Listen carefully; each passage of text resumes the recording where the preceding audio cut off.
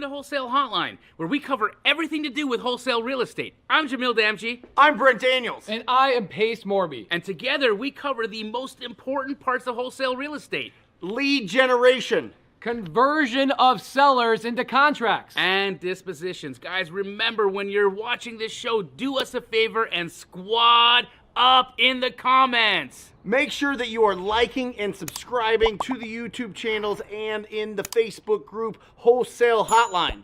Most important, we want to know we're doing a great job for you and helping you build your business. So go give us a review on iTunes and or Spotify. So squad up and enjoy the show.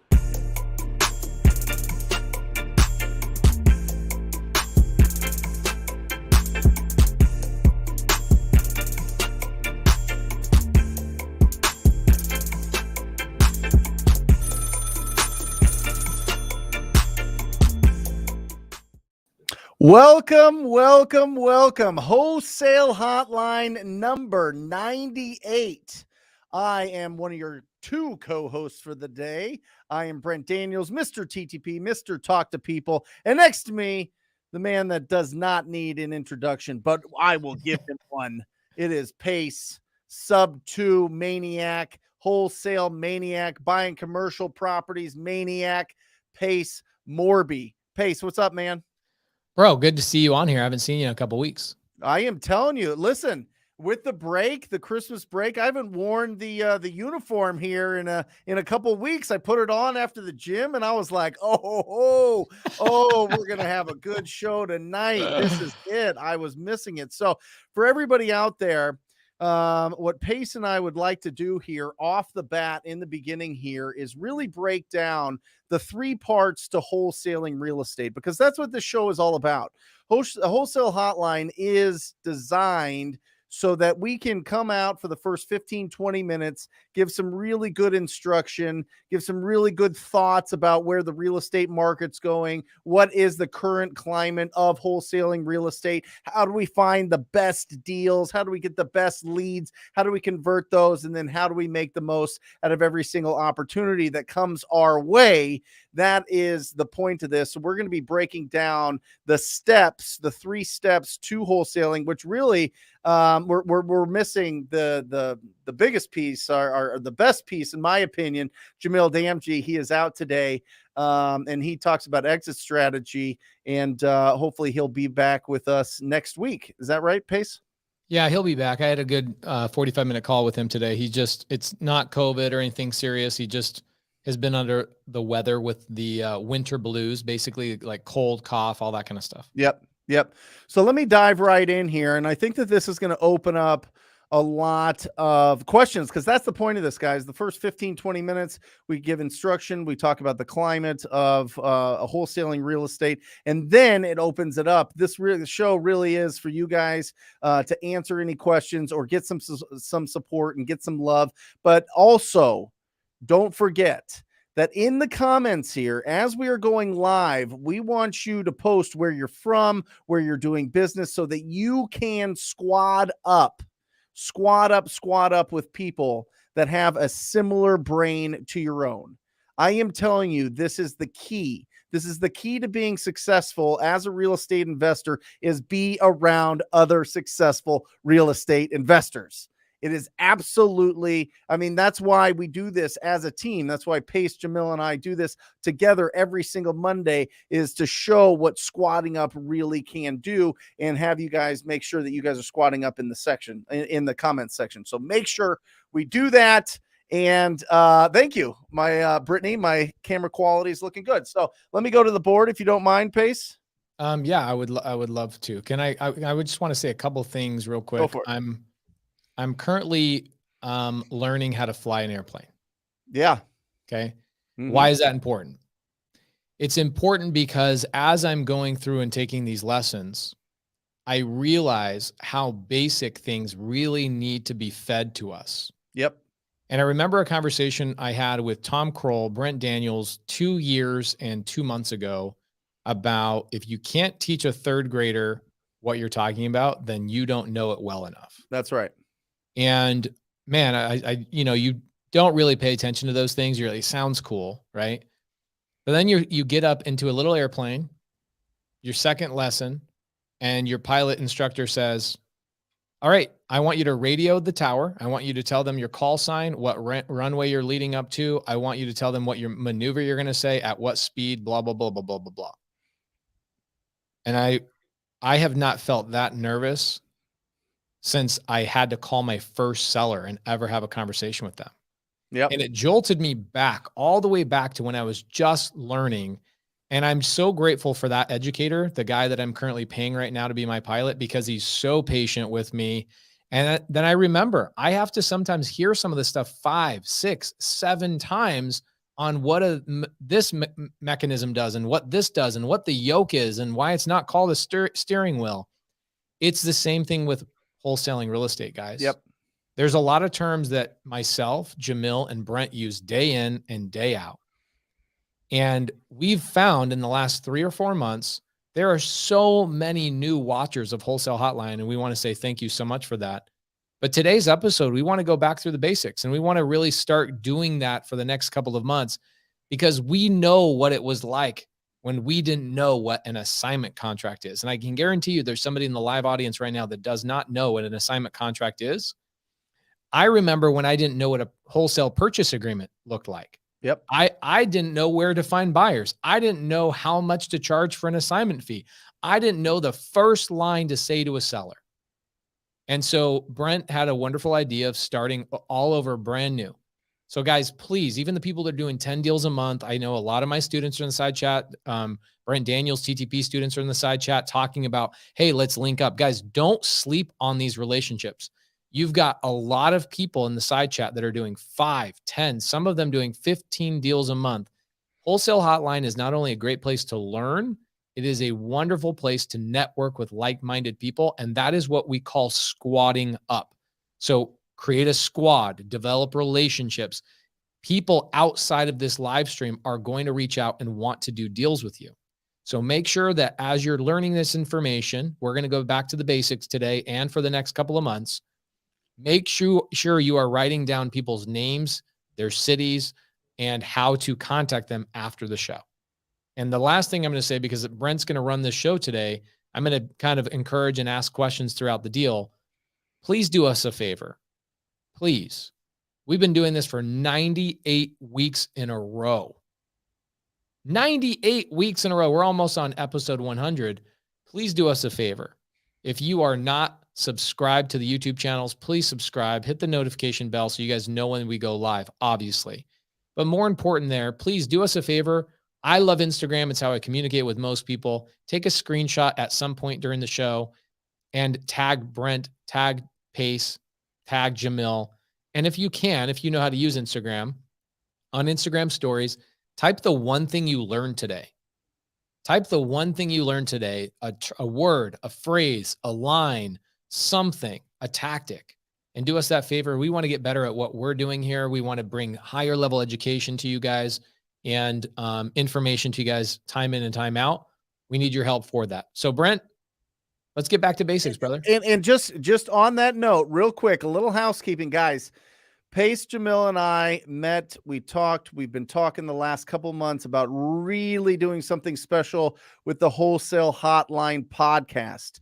Guys, if you have not gotten in there and subscribed, and if you're getting value out of it, make sure that you give us the 5 stars or whatever the ranking is on Spotify or iTunes or whatever it is. Make sure that you get in there and subscribe. We're going to be coming out with episodes of unbelievable podcast content every single day of the week. So make sure that you get in there and subscribe and really start putting that into your brain, because it is absolutely critical. I will tell you one fundamental thing that I learned over this break is if there's music going on in my car, there is like my mind is somewhere different. When there is podcast and Audible going on in my car, I am sharp. I am quicker. My vocabulary is smoother. It's silkier. It's better. The thoughts in my head are stronger. I feel confident. I want to be like I'm filled with electricity when I have really great things coming into my brain. And that starts with the podcast. That is our intention with the podcast. We literally hired the best podcast guy in the planet right here, Aaron. And it's going to be absolutely incredible. So So make sure that you guys get in there.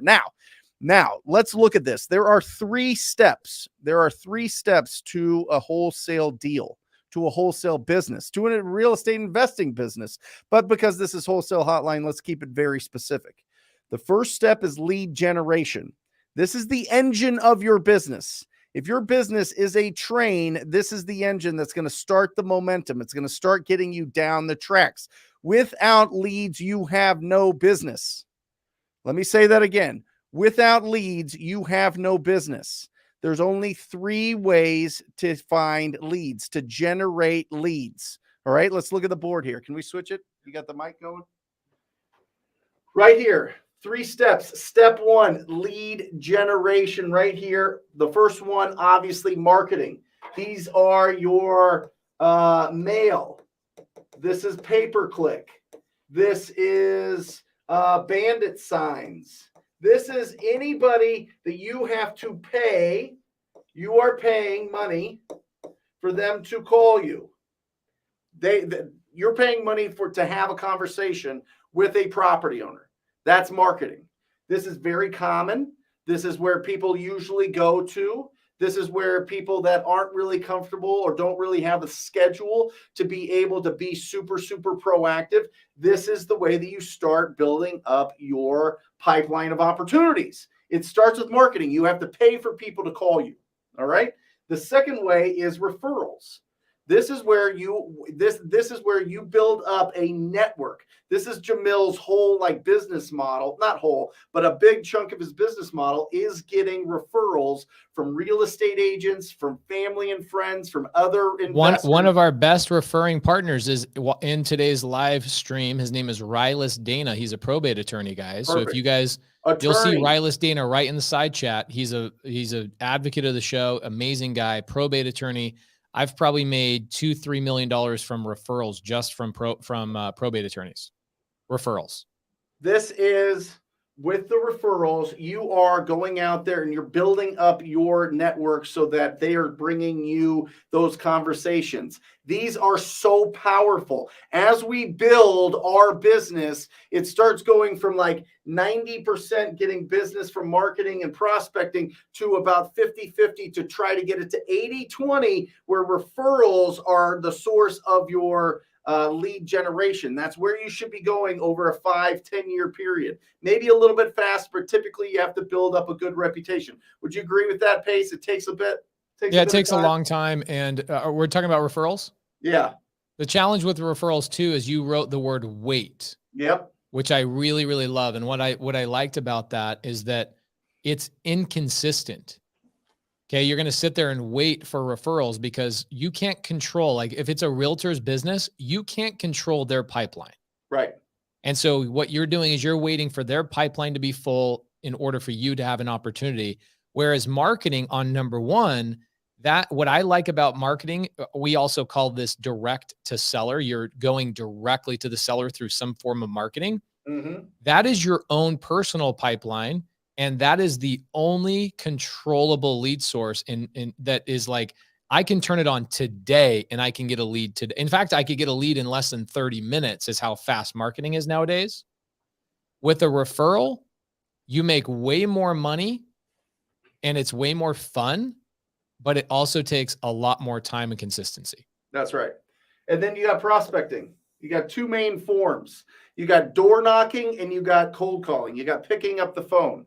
Now, listen, door knocking sometimes, depending on where you live, is seasonal, right? It's tough to do it in the snow. It really is. So you have to have a couple different things working for you. And I would lump, and Pace, let me know your thoughts on this. I would lump prospecting. I would lump text blasting in with prospecting. Now you are paying a little bit to 3 cents to get a message into a property owner's inbox, but I feel like it's more proactive than just sending out a bunch of marketing and hoping that people call you back. What do you think? Yeah, text messaging is interactive, right? It goes back and forth. Right. And so yeah, it's prospecting for sure. I would put text, door knocking, and cold calling right here. We'll just put a TTP. There you go. TTP here. That's prospecting. This is you going out and earning it. This is where you have to start. If you have a low budget, this is where you have to start. I mean, these two, of course, you can talk to everybody. You can post and get really loud on social media and let people know that you're looking for ugly properties that you can do something special with and get some referrals off the bat. But usually it takes a little bit of time. The prospecting, if you have a low budget, this is where you start. You have to go to the door or you have to pick up the phone and call them and have a quality conversation or text them and get them on the phone either way. Okay, there's your options, guys. Keep it very simple. What do you want to do? How do you want to run your business? Do you have a marketing budget to be able to go after and really replace your income, right? To really get you more control of your life, which means your time, which means that you can do more, you can put more into your business. You can put more hours, more effort into your business, more focus onto your business than you do making somebody else rich, which is having a job, right? So a couple questions about this on marketing. Yes. Okay. So I get a lot of DMs from people that send me screenshots of like Zillow things, and they call those leads. They go, hey, I've got a lead. How much should I offer this person? Yep. When somebody tells me that, here's a couple of things I know already. One, they've never spoken to the seller. That's it. That's not a lead.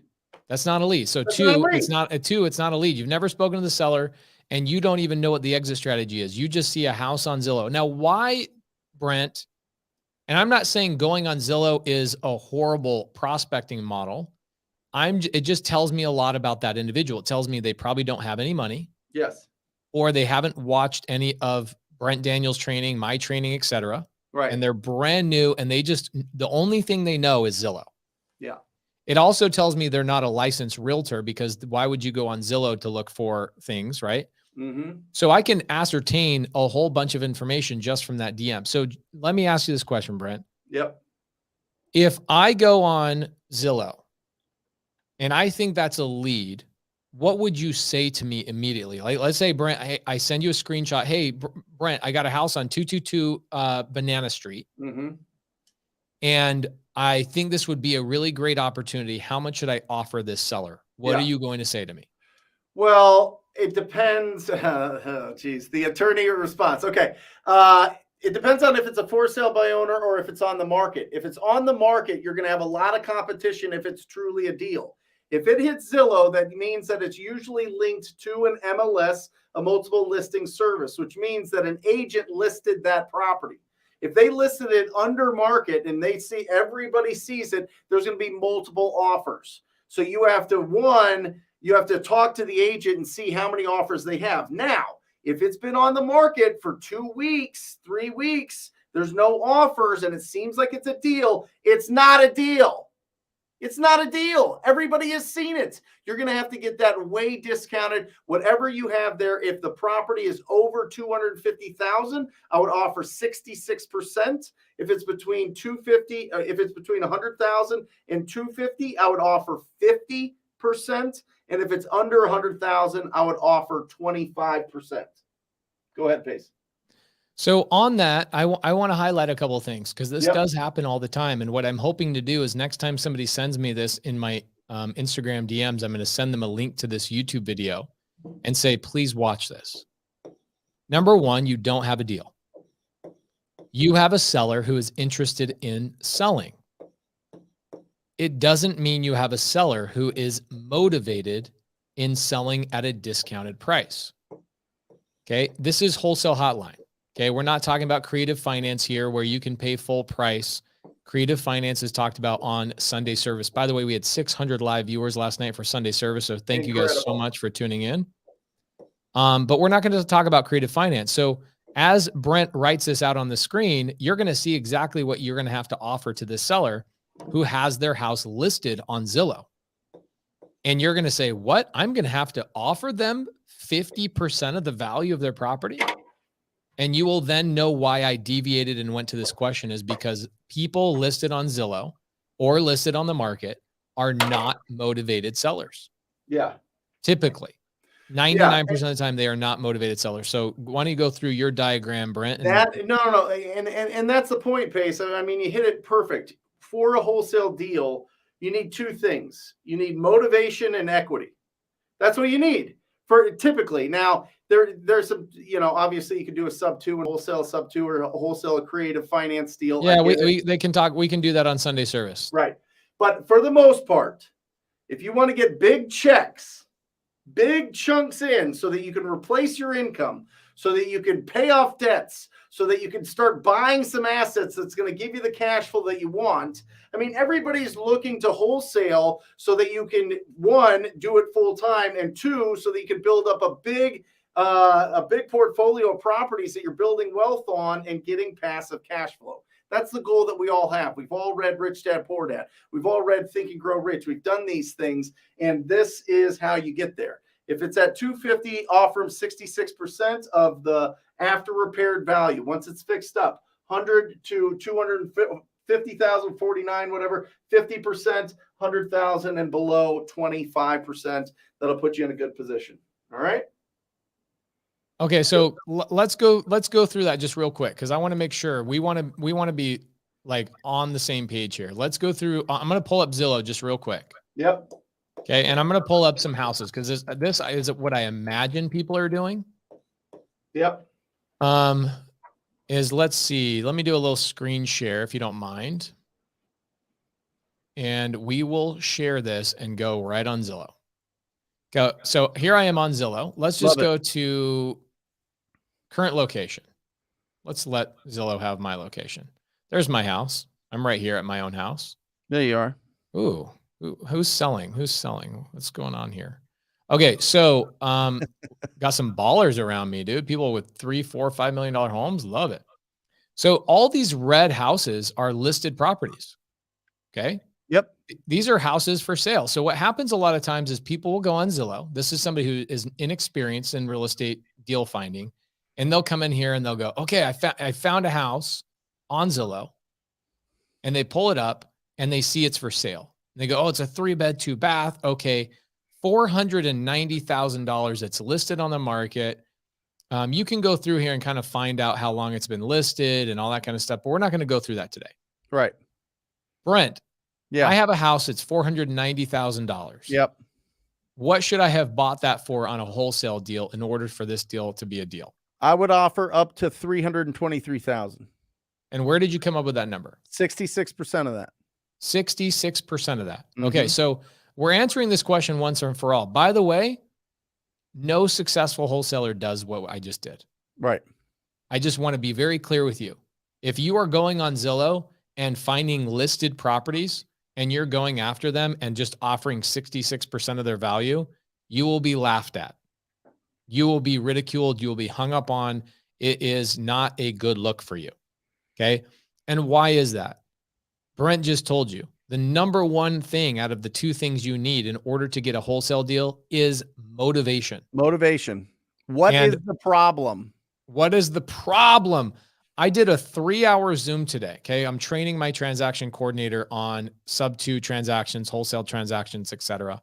And I actually brought the seller onto the Zoom with me, and we walked through the paperwork. And my my transaction coordinator was like, wow, that seller had a lot of pain that we solved. Divorce, foreclosure, business shutdown. All of these multiple things happen to their business, to their life. They are in a catastrophic situation, and our job is to solve that problem. That literally happened today. Yeah. So if somebody has a house listed on Zillow, Brent, where's my sign of motivation? Is there any sign of motivation if it's listed on Zillow or on the MLS? Listen, I get it. You know, when we get excited about this business, the first place we go is the most common place. If we're not licensed, then we go to Zillow and we start looking around. We start going, okay, what are the ugliest deals? What are the ugliest properties that I can find here so that I can try to go after and put an offer into the agent that has it listed? Because it's an agent that has it listed most of the time. Sometimes it's for sale by owner, but for the most part, it's going to be listed by an agent. And then what you do is you pick up the phone, you call the agent to get the scoop, right? You still have to pre-qualify. You still have to get an idea of what's going on. And the agent tells you, oh, you're the 50th call that I have. I already have 15 offers on the deal, right? This is common. This is Right. really, really, really common. And then you're like, oh my gosh, that didn't work. And back to the old grindstone. When you could walk out your front door, get in your car, drive down the street, and find an unlimited amount of properties that are not listed, that are in bad shape, that look rough, that you could literally in an instant with the right app be able to push a button, get the owner's information, see how much equity they have in the property, and get their phone number where you could call them up and you could simply ask them if they would consider an offer on their property. That's what really happens. It is not being on the internet hiding behind a keyboard. It is not being the smartest guy in the room and trying to figure out the algorithm on Zillow and comping all these deals and looking to see which ones are, discounted or not. No, it's going and finding an ugly house and getting a big ass check. Right. Keep it simple. Yeah. Keep it So really, really simple. you're leading right into this amazing comment by Brittany Berryman, one of super smart gal, amazing leader in Jamil's community. And there are people that specialize in getting deals on the MLS. Yep. But I can tell you, if you put a room full of 100 successful wholesalers in one room, I would die trying to find 2 of them that are successfully finding only deals on the MLS. Yep. Okay. And so, Brittany, I love that you're doing it, and it doesn't mean it's not possible. And I love the fact that she added the caveat of, hey, as long as the property has been listed for more than 45 days. Yep. And what does that tell you? That tells you that they've overpriced the property, and they probably have had the market, right? The current buyer pool tell them multiple times, that's not a deal at your price. Yep. And they've heard this so many times by other potential buyers that they're going to be way more massageable after the 45-day mark. And so, can you reach out to listing? Yes, you can. But here's the challenge with that. You're no longer talking to the seller. You are talking to an agent. Okay. And so this is a whole nother strategy. It doesn't mean it doesn't work. It just means that it's a niche strategy that you have to now learn how to negotiate with agents who want their commission and will also fight you to the death. Okay. Yep. We do deals with agents probably 1 to 3 a month. Not a lot. They are always our smallest checks. Okay. Our biggest checks are when we find an ugly ass house, a seller with a bunch of motivation, and we just keep it simple. That's it. I mean, listen, the off market, if it's on the market, that means competition. Okay. If there's competition, then your margins get squeezed. You can find amazing deals off of the MLS as long as they're, within a certain criteria. They've been on the market for a while. And oh, by the way, you still have to negotiate a really killer price. You can't just give them what they want on the market after 45 days. You have to negotiate that and find buyers for it, or somebody else would have bought it. Okay. And this is, listen, we're trying to lay the foundation here so that you can go after off-market deals to get bigger opportunities. Okay. Because if you learn the skill and then take that skill and mold it into a machine, and that machine becomes your wholesaling business, and you're able to use that business to source off-market opportunities anywhere in the country for the next 50 years or 100 years, or as long as you want to do it and your family wants to do it, that's what we're talking about here. We're talking about building a foundation of finding the biggest and best deals. It is not going to be when it's listed to everybody on the market. I'm just telling you, you're not going to get the biggest discounts that way. I want to hit on that just one last time, because I don't want Brittany Berryman to think that I'm critiquing that strategy. In fact, it's a super great strategy. However, it's not for somebody. You'll see in the side comments that we've already confused people. Yeah. Okay. So remember, Brittany Berryman, the reason we don't talk about doing on-market deals and going direct, going through agents in 45 days, you're now adding extra layers of education for people that are just trying to get their first deal.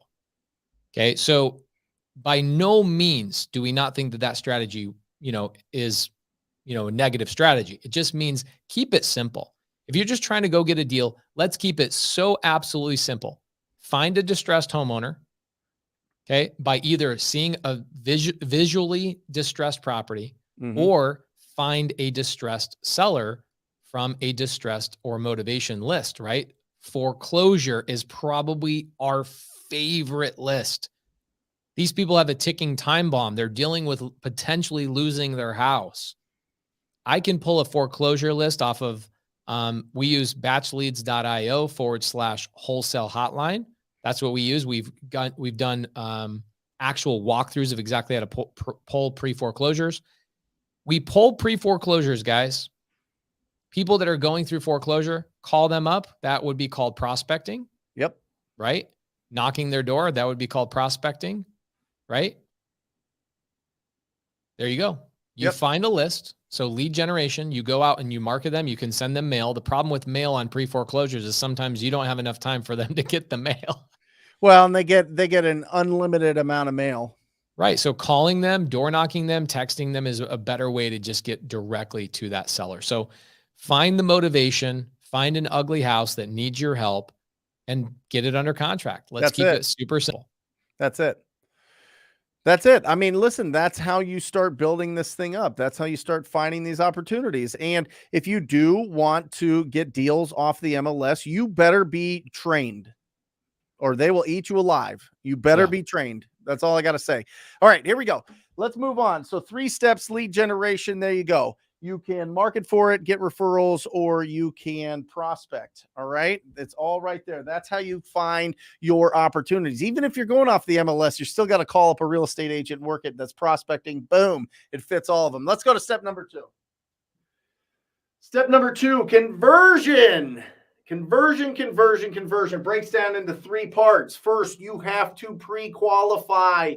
You need to pre-qualify every single property owner every single time based on 4 things: the condition of the property, their timeline to sell that property, their motivation or their problem, and the price. You get those 4 things, you win. Every conversation, if you're like, I don't know what to say to a property owner, I'm so nervous, I don't know, I just start talking about all sorts of different things and it never gets anywhere. If you use those 4 things to be the scaffolding, to be the skeleton of your conversation, you are going to be more comfortable talking to any property owner. Condition, timeline, motivation, price. Condition, timeline, motivation, price. Well, they're not giving me those. They're not telling me those. That tells you something about their motivation. That tells you something about where they're at. I would rather you disqualify somebody in this process than get all excited, jump in your car, go over there, drive over there, spend 2 hours building rapport with them, and they don't want to sell their property for another 5 years, or they want double what it's worth. Or they tell you, you could just knock down this house and build a skyscraper. This happens every single day. Am I right, Pace? All the time. All the time. Pre-qualify, condition, timeline, motivation, price. Condition, timeline, motivation, price. Condition, timeline, motivation, price. All of that, if you guys want it, ttpinsider.com. All right, by the way, Pace, what is the tool that I mentioned that you could just drive around and it's an app on your phone that shows you all those great things about distressed property owners? Batchdriven.com/wholesale hotline. Batchdriven.com/wholesale hotline. There you go. It's all built for you guys. This is 2022. Like, you've got all the tools. Pre-qualify. Next is lead follow-up. 70% of the deals that you get, maybe higher, is going to be from lead follow-up. Lead follow-up. Constantly getting in front of them. You're getting ghosted. You're sending texts. They don't respond. You're making calls. They don't answer. That's fine. Plant the seed. Plant the seed. Plant the seed. Plant the seed. To be honest with them. Be like, listen, I don't want to bug you anymore. So if you could give me a call back either way, if you decided to do something else with the property, that's fine. I just don't want to keep bugging you. Lead follow-up, lead follow-up, lead follow-up. Just get in front of them, plant seeds. It usually takes 20 to 40 seconds on average to do lead follow-up. This is an interesting conversation because we just got a contract the other day after 100 on the nose follow-ups. Yep. 100 follow-ups. That's pretty rare. Our KPI is this: 70% of our contracts come from 13 follow-ups. Yep. That's our KPI inside of our CRM. So the CRM, guys, just so you know, is a customer relationship manager. It helps us do all of our follow-up and know when to call the seller, notes about the seller, how many cats the seller has, like everything that we need to know about that seller is inside of our CRM. Yep. So when our guys, our acquisition managers come into work for the day, they put their headsets on, they open up the CRM. The CRM tells them exactly who to call and at what time based on weeks ago, months ago, notes that our team left. Those now are popping up and populating for our team to call. The team pulls up and goes, oh, Diana Smith. I'm supposed to call Diana Smith today. That's amazing. I forgot about her. How many cats does she? Okay, she has 7 cats. I remember. Hey, Diana, it's Pace. How are those 7 cats doing? I haven't talked to you in a couple of weeks, right? Yep. Follow up. So 70% of our contracts, 70% of the houses we get under contract require 13 of those follow-up calls. That's our KPI.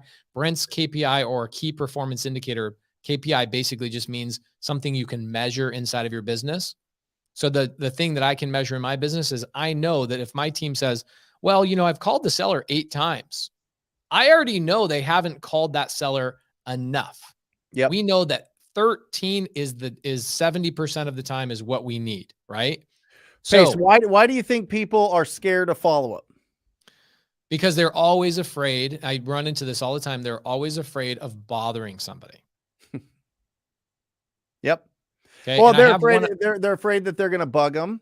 Yep. And they're afraid once they get a hold of them, they're going to tell them that they don't want to sell anymore. Yeah. And then all that good, warm feeling that you have about this lead that you've been holding on to. Oh, I love this lead. I'm not even going to call her. I love her so much. She doesn't want to sell yet. I'll call when it's ready. I'll call her in 3 I feel years when she's ready. Come on.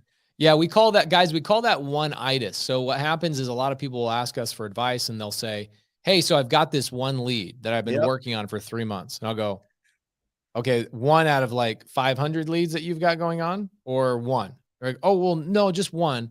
I'm just wondering. I've been going on like Jamil's show, Straight Outta Compton. I've been going on YouTube and I've been trying to figure out what I should offer this person. I'm like, you've been trying to figure out for 3 months how to call the person the first time? We get that a lot. Then you get people that are like, the seller said they're interested. When do I follow up? Or they'll say stuff like, I'm waiting for the seller to call me when they're ready. Yep. Guys, that seller, this is what's funny, that seller, and I almost want to bring Matt Beard, my partner, on to walk through the follow-up in the CRM and just show you, like, here's where the lead started. Here's how long the average call was. Here's how many times they actually answered. They only answered the call 4 times out of 100 phone calls. That's right. 4 times. Well, the other thing, Pace, I don't want this person to tell me no, or tell me that they don't want to sell anymore, because it feels good to have a nice pipeline of opportunities. Oh, and then on the flip side, it's the oh shit moment. Oh, they do want to sell. What do I do? Oh, they do want me to come to their house. Oh, I don't, bro. It's the same thing in high school when you had a cute girl walking down the hall. You didn't want to talk to her. 1, because you were afraid she'd say yes, or B, you didn't have the confidence in yourself, right? So you didn't want to bother her. You don't want to bother her. But it was more fun to have a total like infatuation with that person and draw doodles of her on your paper and like be in love with somebody that doesn't even know you exist. Like, that's fun and romantic. But then they might say no, so I'm not going to talk to them. But what if they say yes and they say, come over, let's have dinner at my house? Yep. What do you do then? Yep. And then you grow older and you always look back on that one person. You go to your high school reunion, you go up to them and say, hey, you remember me? I'm Pace. And they'll say, excuse me, what did you say your name was? That's it. Well, and I'm telling you, listen, I mean, when it's exciting. It makes your guts kind of watery. You know what I mean? You're kind of like, oh my gosh, okay, this is real. We're dancing now. We're going to this thing. I'm going to go on this appointment. I'm going to meet these people face to face. I really hope I know how to fill out this paperwork. I really hope that they like me. I hope that I dress well enough. I hope they don't see my car because it's terrible. I mean, I've been through all this. I mean, I had that terrible car that was dented by a random hailstorm and was all terrible and we had pieced together and taped together and all that. 2010? Yeah, 2010. Yeah. Dude, everybody got yeah, smashed exactly. with that thing. 2011, it was rough. But then you realize, listen, once you go and you go to the offer presentation, if you go with these two things, you win. Certainty and likability. That's what is key for your offer presentation. Certainty and likability. Go there with incredible empathy. Go there with an incredible ear to listen to what's going on with them. Go there with a solution to their problem. Go there with an open book to see if a cash as is offer is the best solution for them, or if they should list it with a real estate agent, or if they should keep it and try to clean it up, or they should sell it to their kids that want to buy it. Whatever it is, do what's best for that property owner. But you will find miraculously that these properties that are in rough shape, that the owner does not have the financial capabilities to be able to renovate and update, that their best option, their best solution is a cash as is offer. I just want to get rid of it. I will trade potential equity in my property for speed and convenience. That is a fact. It happens, what, 1,000 times a day, Pace? I mean, it's unbelievable. We have found, so we know the data. Okay. The data is that there are 147,000 trackable wholesale contracts sold every single day, or I'm sorry, every single month across the nation. How many? 147,000 trackable wholesale contracts per month. Can you write that down? That's incredible. 140. And where do I find this data? I found this data because we own part of a title company. And when we have quarterly reports and quarterly meetings, we look at all the data of all the title companies of where we should spend our more of our time. Hey, should we spend more time catering to investors or catering to realtors? These conversations are happening all the time inside of title companies. Yep. Well, they can't make a good educated decision without that data. So we found out 147,000 wholesale contracts are sold every single month in the United States that are traceable. Okay. That does not include double assignments. That doesn't include any daisy chaining or JVing. That's just wholesaler sells it to a cash buyer. 147,000 transactions. Divide that by 50 real quick. I want to know how many per state on average. Look at this though, Pace, because that's 1.7 million deals a year that we know about. 1.7 million. All right. How many full-time wholesalers do you think there are in the country, Pace? Honestly, I'm going to take a guess. Let's go high. I'm going to take a guess that there's 100,000. Okay. So that's 17 deals each, right? 17 deals each. Yeah. And that is average deal size. What do you think? 15 grand. Okay. So 17 deals at 15 grand. It's 255,000 each person. Pretty impressive, huh? There is that, and that's just what we know of. I mean, I'm telling you right now that we're not even close. And remember, Pace, there's over 12 million vacant homes that have been vacant over a year in the United States based on the 2020 census. We would have to sit and we would have to not allow another vacant property to hit the market.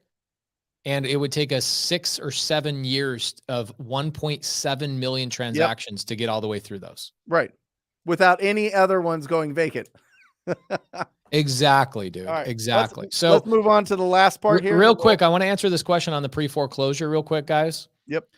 Dominican Gamer says, Pace, talking about the type of list to pull, is pre-foreclosure list better than free and clear? Let me ask you guys a question. Name a better list ever. There is none than foreclosure. And I'll tell you why that's my personal opinion. One, they have a time frame associated with their foreclosure. They have an impending foreclosure. There's nothing they can do to stop that foreclosure other than file bankruptcy, which is a major move, or B, come up with all the money to get rid of how late they are in their payments. Yep. Foreclosures are fully back. We are getting foreclosure deal. I bought a sub 2 deal today in Arlington, Texas, $700,000 home, sub 2, because of foreclosure. Foreclosures are back. That means people are losing their homes again. Those regulations are gone.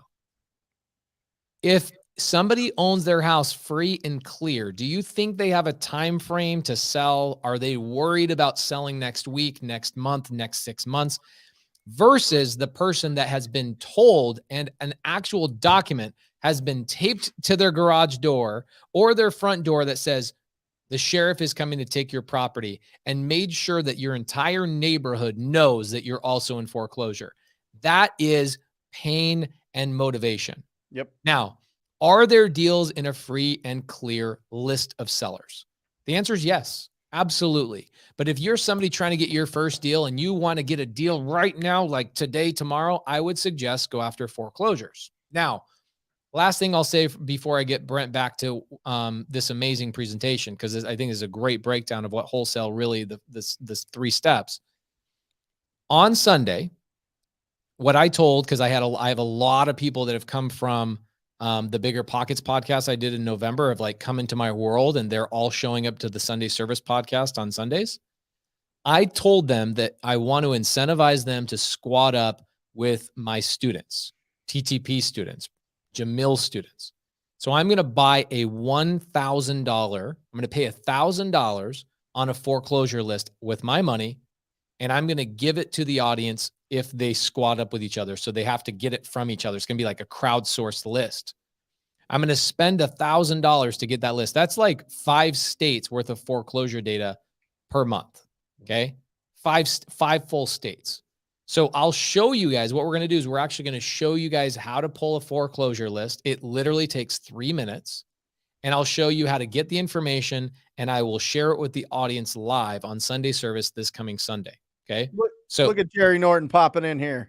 Oh, is Jerry in here? I was on the phone with him today for like 40 minutes. I freaking love him. He's going to be driving the Prius around all day long, or all week long this week. Nice. All right. Now, what we should do in the future, probably in the next couple of weeks, couple of months, we should have Jerry Norton come on here and talk about getting deals on market on the MLS, because that's what he specializes in, or likes to talk about a lot today. But let's get back to your presentation, Brent. Okay. Step 3. So here's the thing. With that offer presentation, right? Pre-qualify, lead follow-up, offer presentation, certainty and likability. Guys, burn it into your brains. Certainty and likability. You go with those 2 things, you can have a great conversation. Because remember, you've already pre-qualified. You know the condition, timeline, motivation, mostly the price, sometimes the price. You've done a lot of ridiculous follow-up. You have been relentless with your follow-up, and now is your shot. This is game day. Your offer appointment, your offer presentation is game day, whether that be virtual or whether that be face-to-face. This is where things happen. This is where you actually get a commitment from an actual property owner on an actual property.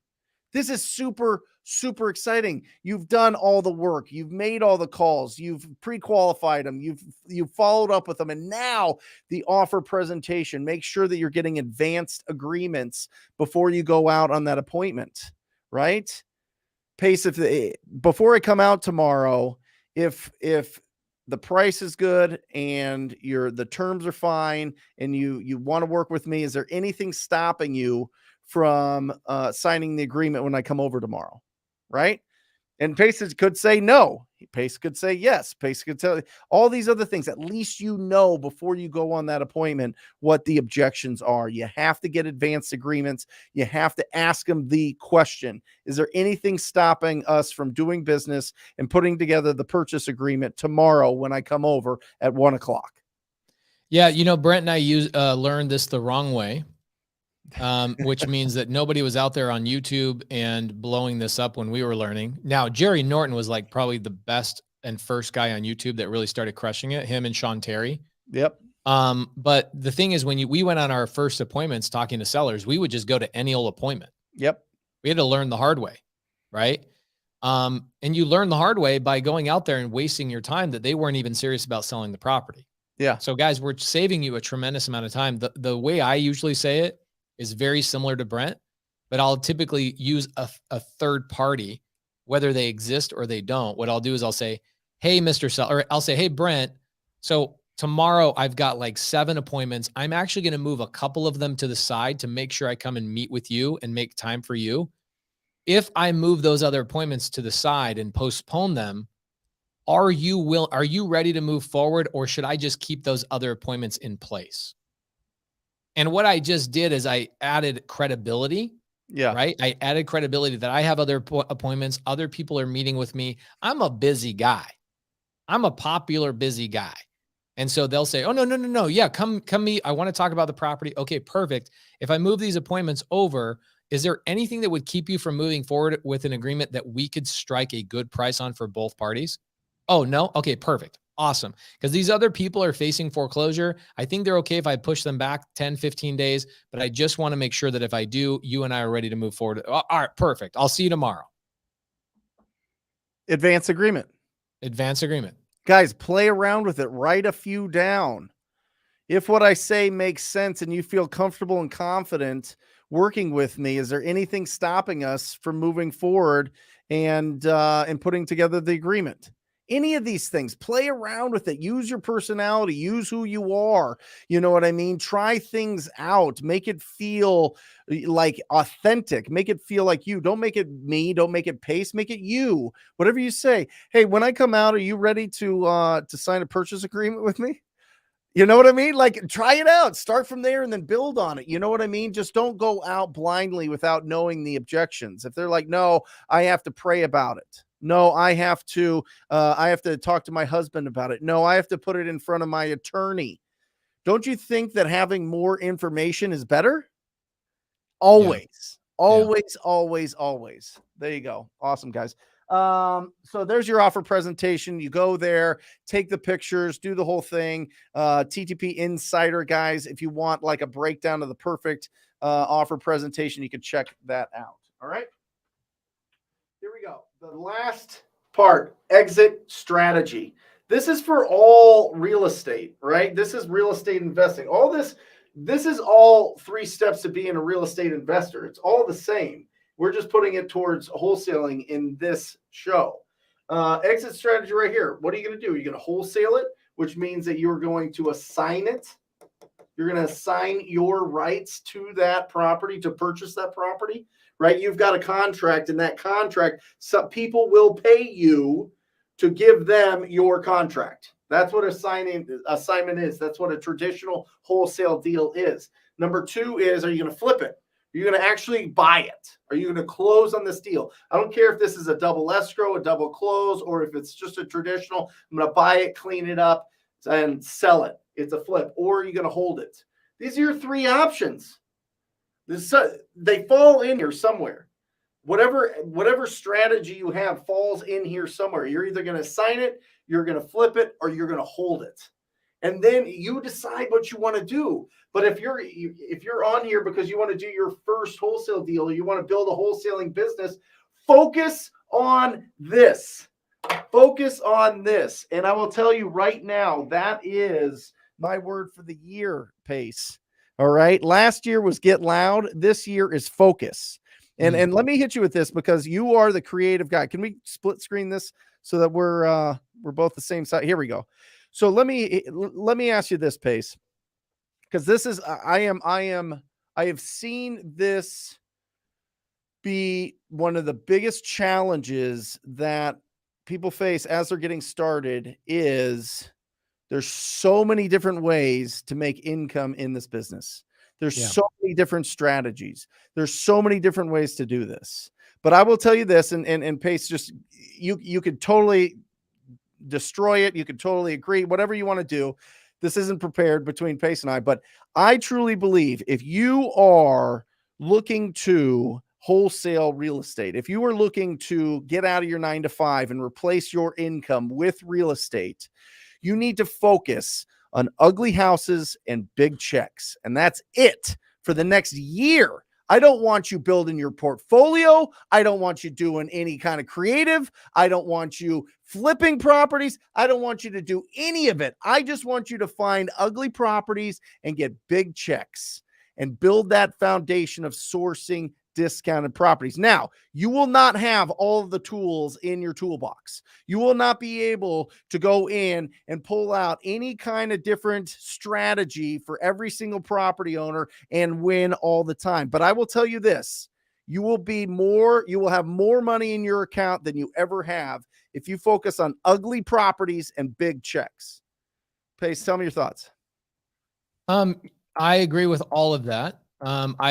I really love the only 3 exit strategies. I've thought about this, bro. I've sat down for hours and hours and hours, driving, flying, everywhere I go when I have a piece of like silence. I think like, what are all the exit strategies? There are only 3. There are only 3. You either wholesale the deal, you flip the deal, right? You fix and flip it like we do on our TV show or HGTV or whatever, or you hold it for a long-term game, right? Those are only 3 things that you can do with the property. Now, a couple of things I personally disagree with. Yep. Is I see a lot of people struggle with offering 50 cents or 66 cents on the dollar when they're first getting started. And then I see people getting their first deal through wholesaling a subject to deal because they're like, I was able to pay full price and outbeat my competition without even having to know that much or be that great of a negotiator. Yep. But the challenge with me even saying that goes and proves Brent's point even further. And the point is there are too many ways to succeed in real estate. The hardest part about being successful in real estate is that there are too many ways to be successful in real estate. And most people, I see them all the time. They do this, then they do this, then they spend 2 minutes on this. They don't like that. They are all over the place and they're doing this and they're, oh my gosh, I'm stuck. Yeah. And I'm telling you that if you do what Brent just told you, you will be successful 100%. And then, by the way, Pace, I'm just talking the way that I view this, and a lot of this is coming from this right here, right? This great Gary V new book, right? About patience.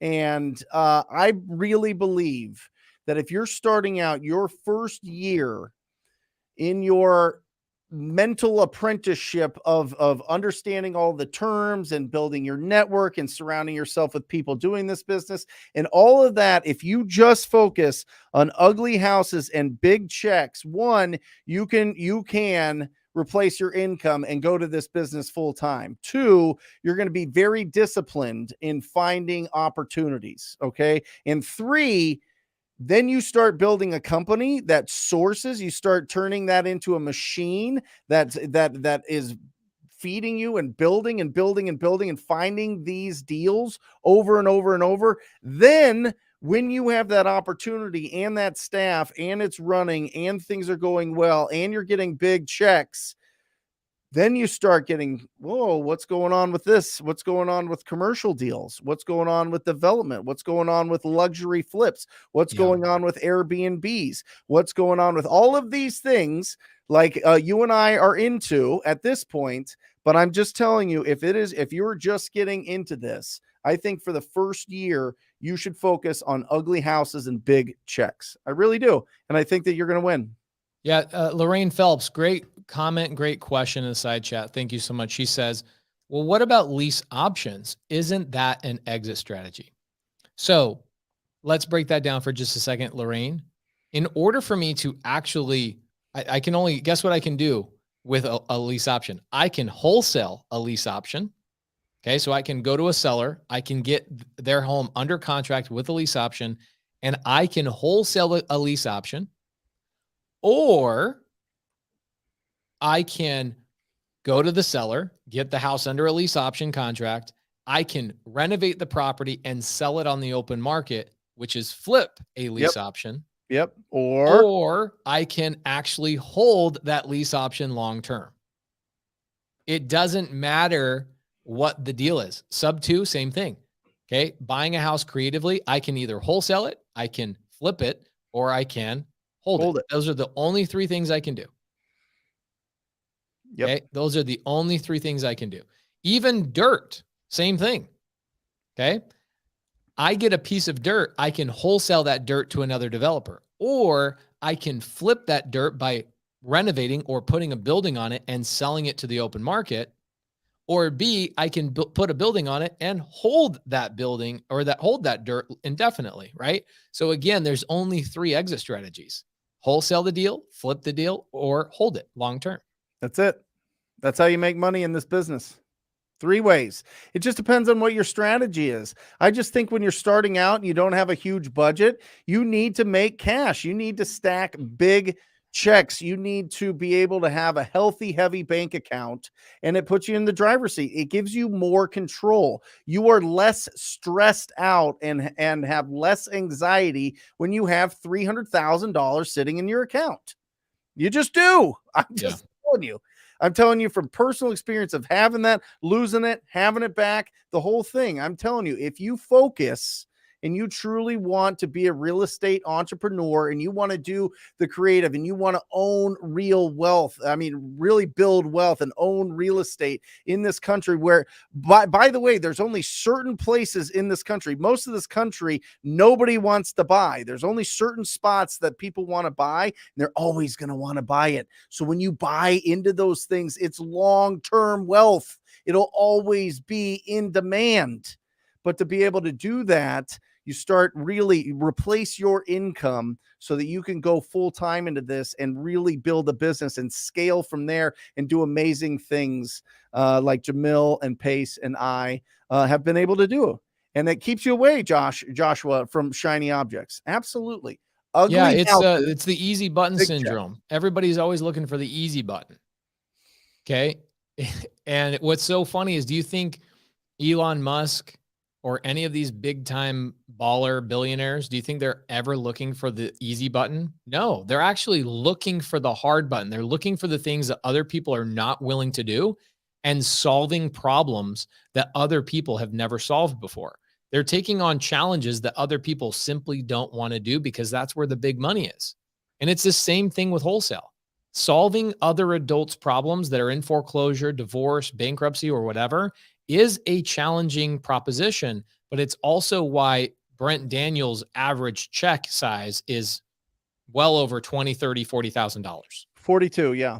$42,000. 42,000 a deal. But guys, I started out at 5,000, then 12,000, then 20, then 40. I mean, the market conditions are have been phenomenal, and the market itself has been phenomenal with hedge funds and with more people wanting to buy cash properties, even if they have to fix them up and live in them. It's not just investors. We find we clean up the communities. Do you guys understand that? Like, we clean up the community. We're the ones knocking on the doors, cold calling, texting after all these properties that are vacant. It's not the realtors. Realtors don't do it. You know that. There's a ton of realtors on here. Go ask any realtor what their training was to go after off-market properties that are vacant. Go ask them. Go see if they've had any training on that. It's none. We do it. We clean up these neighborhoods. You should take great pride in being a real estate entrepreneur, a real estate wholesaler, a real estate investor, because we're going out there and we're solving if there's no problems, we can't solve it. We don't make any money. We get paid on the amount of value we provide to the community, to the marketplace. So Big Man says, I see people advertising how to wholesale. Do you think that is a good way to start? I feel like this is somebody pranking me by asking this question. Mom, is this mom? Mom, please don't come in my comments and tease me, Mom. Big Man, we answered this earlier. This is actually what this whole entire episode is all about, is getting started in wholesale. Okay. Even with my creative finance students in sub2.com, I tell my students the first thing they should do is wholesale their first several sub2 deals. I love it. Get the cash in your pocket. Watch the transaction unfold. You shouldn't be going out and saying, how can I go buy a 4-plex, a 16-plex, a 25-plex? I see all these people doing it, and they're just joining mentorships, right? They're joining mentorships, spending all this money when you could have just spent the money on getting your first couple of checks through wholesaling some real estate, helping sellers out of a bad situation. So I know, big man, I'm just teasing you. The question told me that you showed up late. So go back and rewatch it because Brent really, really hit that pretty hard. Okay. Yeah, it's good. I mean, guys, there's been some great questions in here. There's been great questions, Pace, about interest rates going up in March. There's been great questions about driving for dollars. That Daniel Radcliffe question is fantastic about driving for dollars in low where the properties are worth 50K. Listen to me. The average around the country is 10% that we earn on these deals. All right, of the ARV, of the after repaired value, of the fixed up value. When these properties are beautiful, 10% is the average of what we make. Okay. So if you're going around in those 50K neighborhoods, that's fine, but you're going to have to do a lot of deals. All right. I highly suggest you go after properties that are, once they're fixed up, are neighborhoods that sell for 150,000 plus. I really do, because you are going to get bigger checks, bigger opportunities. And I think that is, I'll tell you what, the first time that you guys get a check for $42,000, it's going to break your brain. It's going to break your brain, and I want to break it every single week. I want it broken all the time. I want it to be just like, what is happening? How is this possible? How did I, out of the ether, out of the air, out of using this thing right here, the microphone that was built into this technology, I just made $42,000? Woo! That breaks your brain. I'm telling you. Then all of a sudden you start thinking of 50, 70, $100,000 deals, $1 million deals. But it starts with going after bigger properties. If you want to start out in the 50,000, that's cool. But you need to start going, get some bigger checks. So I want to just touch on this because there are so many different strategies, right? You'll see people in the comments talking about, I wholesale the lease option. I wholesale to this. I wholesale to that. I did a this. I was on the MLS. I did on market. I got a referral. I got a this. I got a that. When you're brand new, let me tell you, keep it so simple. Mm-hmm. We're learning stuff right now. In fact, I just had a conversation right before this with my partners, Cody Barton and Matt Beard, talking about our disposition process and how a lot of our training that we had pre-recorded with our Trainual, we use a company called Trainual.com. You guys, nobody in the audience will ever use this, so don't write down Trainual.com. You'll never use it. We use it for when our employees come on board with us. Instead of us spending 2 weeks training them, they go through and they watch pre-recorded videos on how to do their job. It's on Trainual.com.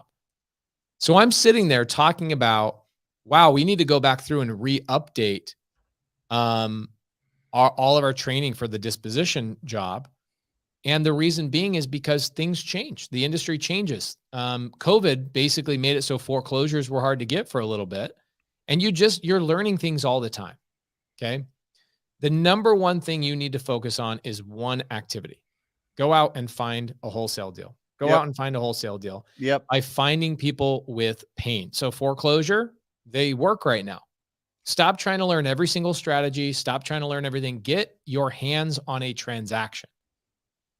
Get your hands on a transaction. Get yourself involved in a deal.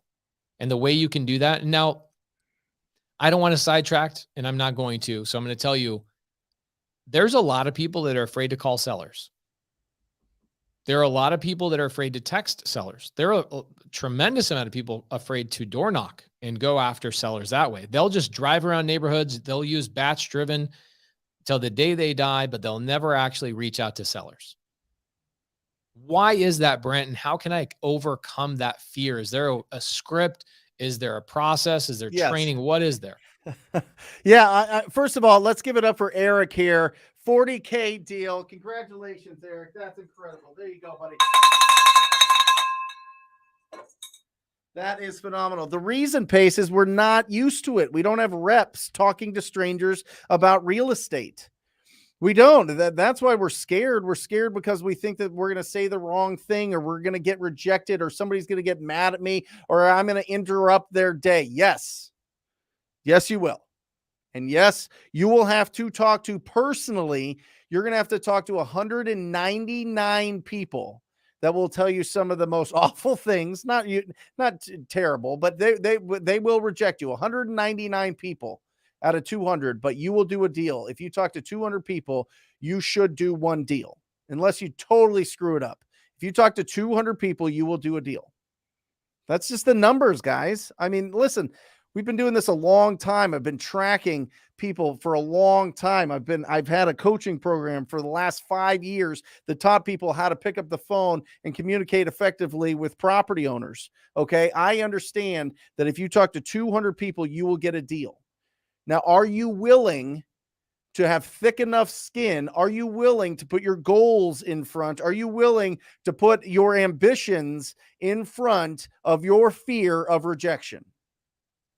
That's the question you need to answer. That's it. I had this guy DM me yesterday. I don't know if you saw this on my Instagram stories, but I had this guy DM me and he says, "Why should I join your mentorship program?" And I said, if that's your immediate thought, please don't. Shouldn't. Yep. First ever don't. Like, don't, please. And he goes, "Well, who should I join?" I go, "Astro Flipping," right? I just deflect over to Astro Flipping because that's Jamil's and I'm always supporting Jamil. And he goes, "Okay, why Astro?" I'm like, "Okay, classic overthinker already. So here's what I think you should do. I'm going to give you a game plan. Stay on YouTube for 3 years. Just consume content for 3 years. Then on year 4, read a book or 2 about real estate. Then on year 5, go to a seminar, maybe spend like $97 going to those like really cheap seminars that are just like trying to sell you on something. Mm-hmm. But at least you've got outside of your house at that point. Then by year 6, maybe go and link in with some other investors and become friends. And maybe on year 7, join a mentorship and get plugged in." He's like, "Why so long?" I said, "Because your biggest fear right now is your fear of failure." Mm-hmm. Okay. My fear is my fear of not reaching my biggest potential. And so until your fear flip-flops, you're never going to take action. Your fear of failure, your fear of rejection, all that kind of stuff, you just go spend 7 years not taking any action. And then you'll wake up one day and you'll go, "Wow, I spent 7 years of my life not actually taking any action." And that typically, for the over analytical type, that typically is what is required to smack them into action. So guys, either A, get a friend in the side comments.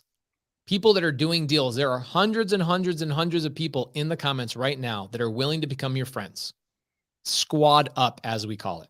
Come back to Wholesale Hotline every single week. Network with people. Be around people that are doing deals. Don't be the over analytical type that takes 7 years to wake up and finally your fear of not being successful outweighs your fear of being successful. And sometimes that's what it takes. Sometimes it takes people to waste 7-10 years of their life sitting on YouTube just consuming content before they actually take any action. Whenever somebody tells me I'm struggling in my business, I already know what they're saying. Yeah. They're not having any conversations with sellers. They're just in analysis paralysis mode. They're just reading books, watching videos, but they are not actually making phone calls to motivated sellers. Love it. That's it. Well, and I think you hit it right on the head. And I don't know if everybody realizes this, but let me tell all these young men out there a fact. The women choose you. Women choose the men. Okay, that's just how it works. And I think it's the same with students and coaches. The students pick the coach. That's it. If there's convincing, if there's, tell me what it's going to do and can you guarantee this and that and all these other things, it's not the right fit. So if you're looking for somebody and you want coaching, if you're a type of person that wants coaching, take it serious. Who do you resonate with? And then go with it. Don't overthink it. Just go with it. It's going to cut 5-7 years off of your timeline. So there you go. Yeah. So Kay Gordon, I really appreciate this comment. Thank you so much. She says, "Ever think he really doesn't know and just needs support?" No, I used to think that, but I've been doing this long enough to know that he just has a fear that I'm not going to overcome in an Instagram DM. That's it. So I'm waiting to address it now in a video comment to hopefully help you, because I couldn't do it through an Instagram DM. Hopefully that makes sense why I gave him a shorter answer. He might just, he wanted to hear from someone like you, which I did. I talked back and forth with him. I answer all my DMs like I always do. There's other people out there influencing and on YouTube that don't ever answer their DMs. I answered all of my DMs.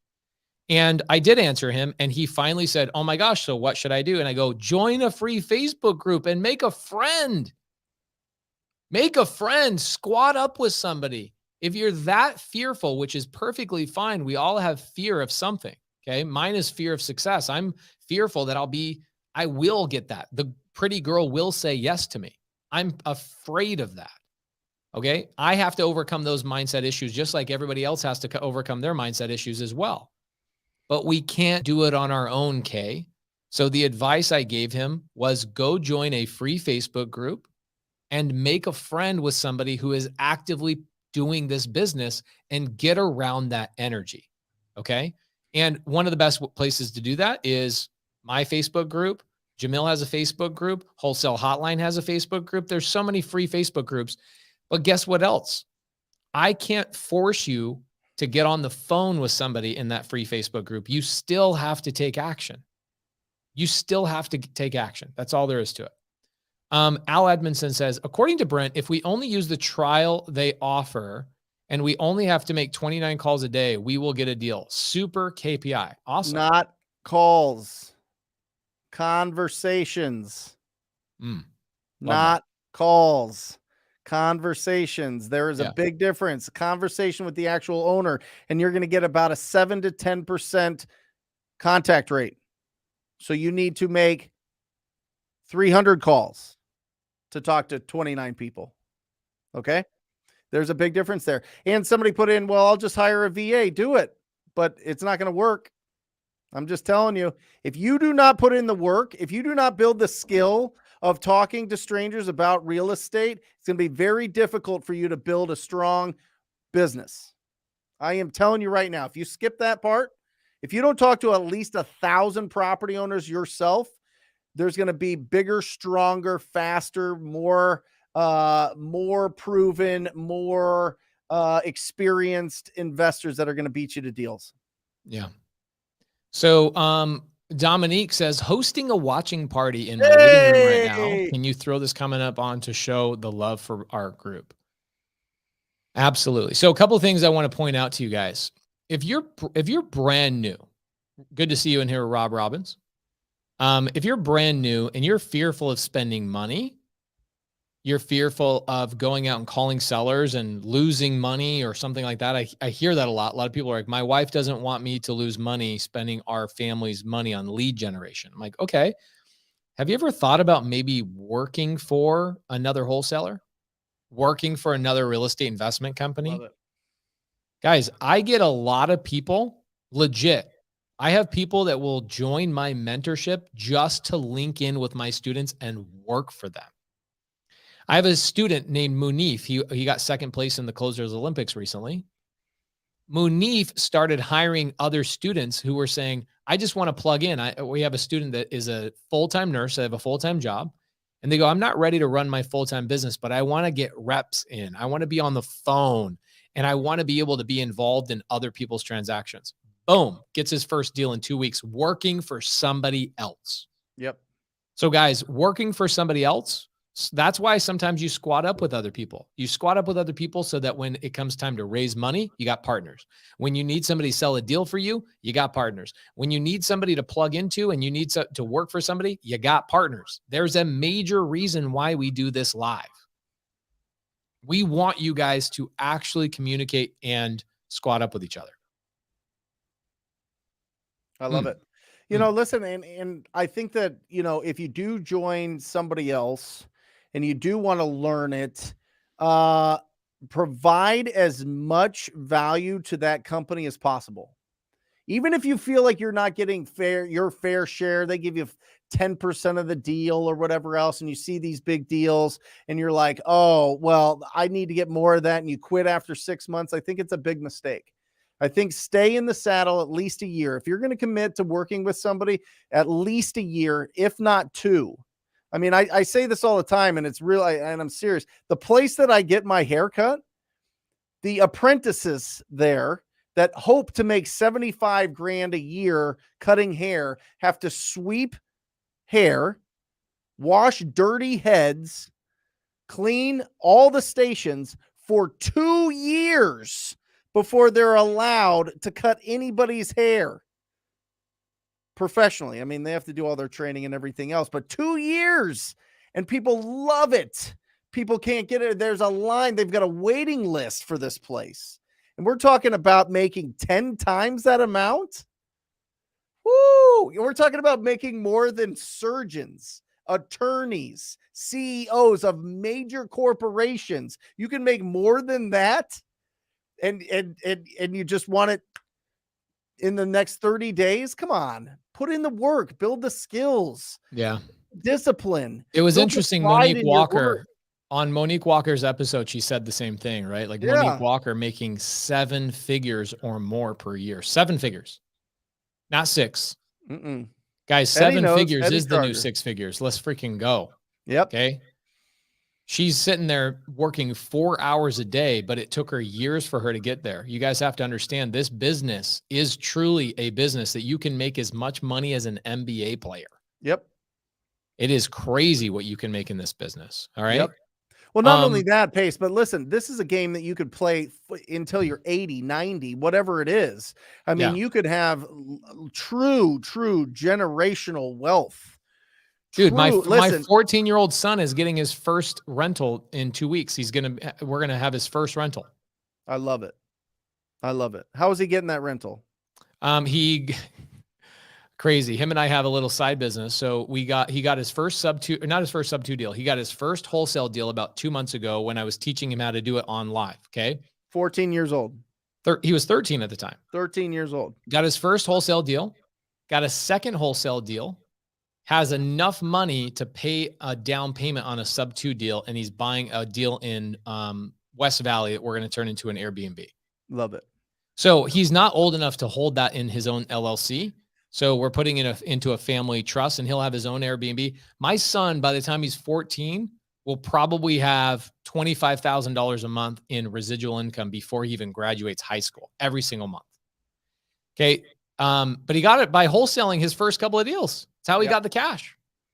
And him and I have another side business where we rent out a trailer for like $150 a day. It's kind of a cool little business. I never talk about it, but guys, I want to say this before we wrap up and people start tuning out. Number one, thank you so much. We had 550 live viewers on all of our YouTube channels today. 550. We've got 540 of them sticking tight with us right now. And I want to thank you guys so much. Number two, on Saturday, Jamil Damji, myself, Jerry Norton are going to be flying up to Utah, Salt Lake City, Utah, and we're going to be having a panel in Salt Lake City where we're going to do a meetup. Okay. So if you guys are in Utah, you're in Colorado, you're anywhere near Utah, you're in Vegas, you're in St. George, please converge on. We're going to be meeting at Prime Corporate Services on Saturday at 5 p.m. Here's the link to Prime Corporate Services website. This is who does all of our LLCs. This is who does all of our corporate structures. We're going to be doing a meetup with them on Saturday. Jerry Norton's there, Colton Lindsay. We've got Carlos Reyes, Jamil Damji, and myself. We're going to be doing a real estate meetup for a couple of hours. We want to meet and greet and get everybody in there to get to know each other and squad up so that Utah market is more and more solidified. Guys, get out there. If you're even close, fly in, drive in, whatever. TTPers that are in Utah, you better be there. Check that out Saturday. I would be there. I'm hosting a 40th birthday party, but was invited, would have loved to, but that's going to be awesome. That's going to be really, really, really amazing. Anything else? Okay, good. So any other questions, guys, before we've got 5 minutes left, the 3 steps. Let me just review it real quick, Pace. Let me hit this real quick. Yeah, please.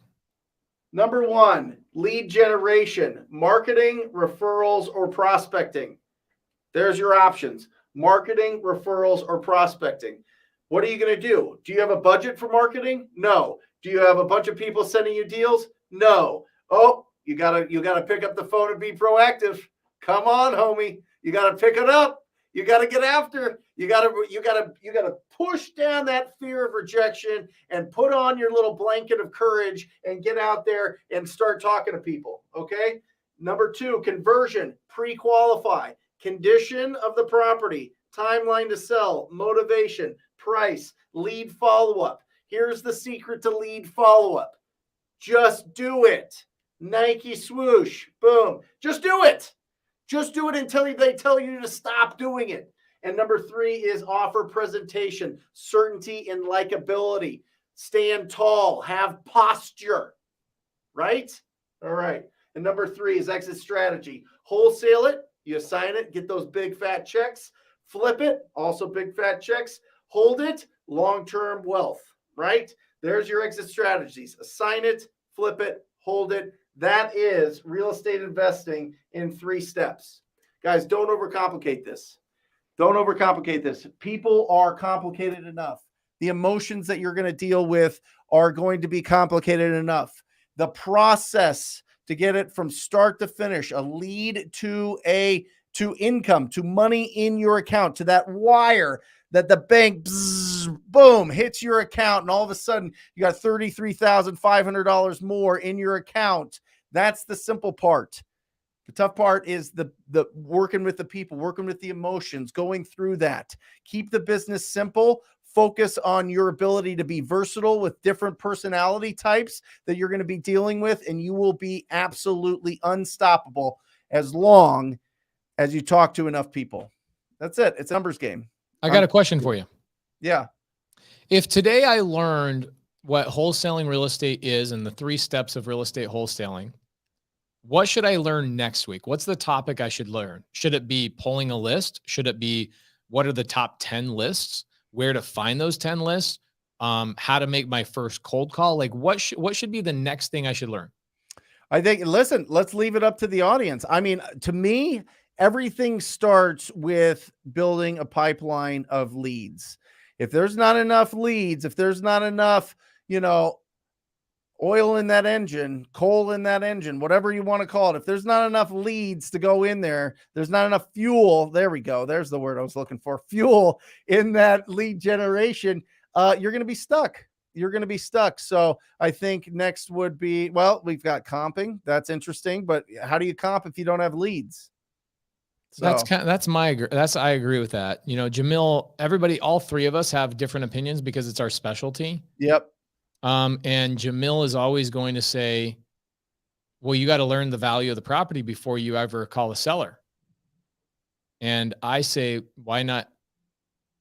I don't know. I feel like you got to have leads. You got to have motivated sellers that you actually have a conversation with before comping even makes any sense for you. In fact, the first probably 15 deals I did, I didn't know how to comp. Yeah. Yeah. I let my buyers tell me the price. Yep. So I mean, there's a million different ways to be successful. Keegley, right? Pace, you got Keegley out in most markets that literally you just reach out to anybody there and they'll give you a buy price. So there's your comping, right? If you really need it, or a coach or a mentor or somebody that's doing it or a real estate agent, but there's nothing to comp if you don't have an opportunity. If you don't know the condition, timeline, motivation, and price on a property that's in distress, and are they ready to go? Right. I see a lot of people, even in my coaching, in TTP coaching program, that send me properties because I'll help them comp any properties that they come across to make sure they have the right price. And it's like, okay, what's the motivation and what's the price they want? Well, I haven't talked to them yet. Well, go talk to them. You got to talk to them first. You can't just be putting in all the work and not get paid for it. So. Awesome. I think we get a lot of these conversations, and I feel like I almost want to feel like we should talk about the software or the leads where are they coming from? I think we should pull both. I think we should do a prop stream and a batch leads and see what people think. Let's take it down. We'll break that down and pull some lists next week on the show. Yeah, it's interesting, right? It's people think it's an either or. So Brent, where have you always bought groceries from? Like without any deviation, where have you bought groceries from? AJ's. Always AJ's? You never go to Bash's or ever go to Albertsons or Smith's, Walmart, Target? Safeway. Okay, so you go to both. Yeah. So are there things at Safeway that AJ's doesn't have? And does AJ have things? For I already sure. know that. For Most sure. people don't have AJ's. Right. No, But AJ's is like the fancy. It's Bro, like they're the Sprouts or fine Whole Foods. purveyor of food. Yeah. Okay. They have specialty items that you can't get anywhere else. Yep. So the fact is, guys, there's things about batch leads and there's things about PropStream that are both amazing things. It's like trying to choose one grocery store. Yep. There are brands of milk, brands of cereal, brands of this, brands of that, or even items at AJ's you can't get anywhere else, right? Meats, types of mustard. No joke. Literally, we went to AJ's the other day just to get a specific type of mustard. Oh, they have the best. Yeah. We don't choose one grocery store. It's the same thing when we're getting leads. We don't choose one place to get leads. We find the best place to get specific types of lists, and we use all of them. That's it. Okay, we'll so go next through week, that next week, guys. Yep. All right, next week, what should we do? Top 5 lists and where to pull them from. Love it.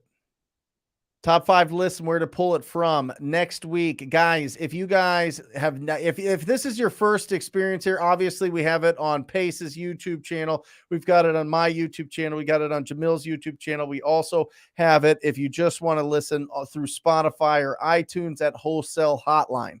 Now it's just got the last 98 episodes that are 90 minutes each, but we're going to be doing shorter, like to the point podcasts coming up. So make sure that you guys do not sleep on this. Be the first one to get in there and get the most out of these, out of this instruction. All right.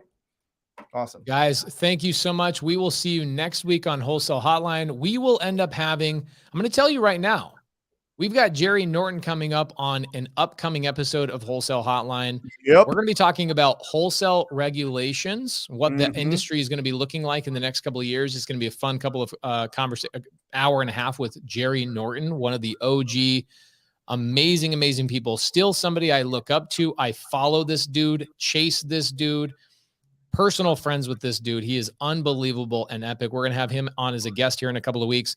But next week, we are going to be talking about the top 5 lists and where to get those lists. But we're not going to just tell you. We're going to show you. And maybe Jamil, Brent, and myself will do it all from the TTP offices so we can have a big full screen. Let's do it. Get all of us together, and we'll show you guys how that all works. We'll see you on next week's episode, number 99 of Wholesale 99. Hotline. Guys, if for any reason you didn't get your answer, I went through a lot here. If you didn't get your question answered, please join me Wednesday, 10 a.m. Mountain Standard Time. We go for 2 hours. All right. If you have any questions about building your portfolio, about creative financing, about sub 2, about wholesale, whatever it is, Sunday service with Pace Morby on Sunday, right? On the Pace Morby YouTube channel. Check it out. What time, Pace? 7 p.m. every single week to last Mountain 2.5 years. Standard Time, 7 p.m., right? Yes, sir. All right. We love you guys. You guys are the absolute best. Hit us up with the DMs. Take a picture. Share it with us. We love that. We get excited about that. And I will see you guys Wednesday, 10 o'clock Mountain Standard Time. Pace. Peace out. Or just say squat up. So squat up and enjoy the show. Yeah. Yeah. Okay. 1, 2, 3. So squat up and enjoy the show. What are you doing? I didn't say nothing. Why? I don't know. Okay. So squat up and enjoy the show. Cool. I think we should use the one where Jamil doesn't say anything.